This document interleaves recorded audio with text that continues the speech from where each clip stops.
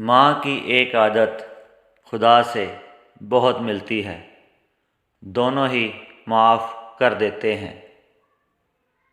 لوگ حسد انسان سے نہیں بلکہ اس کی زندگی میں موجود خوشیوں، کامیابیوں اور اس کو میسر نعمتوں سے کرتے ہیں۔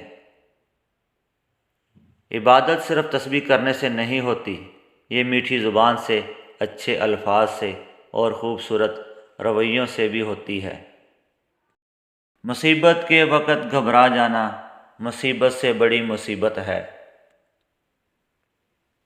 جو حق کو چھوڑ کر عزت کا طلبگار رہتا ہے وہ ذلیل ہو کر رہتا ہے، اور جو حق کے ساتھ دشمنی رکھتا ہے ذلت ہمیشہ کے لیے اس کا مقدر بن جاتی ہے۔ طنز اینک کی مانند ہے جس کے ذریعے اپنے چہرے کے سوا ہر چیز نظر آتی ہے۔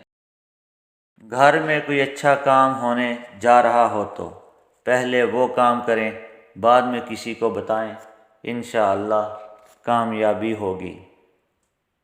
تمام رشتوں میں سب سے کمزور رشتہ تمہارے جسم اور تمہاری روح کا ہے، نہ جانے کس وقت اور کہاں ٹوٹ جائے۔ جو لوگ جھک جاتے ہیں وہ کمزور نہیں ہوتے، ان میں رشتے نبھانے کی چاہت دوسروں سے زیادہ ہوتی ہے۔ آنکھوں کے اوپر عجوا کھجور کا چھلکا مسل دیا کریں، چند دنوں کے بعد نظر اتنی تیز ہو جائے گی کہ رات کو بھی نظر آئے گا۔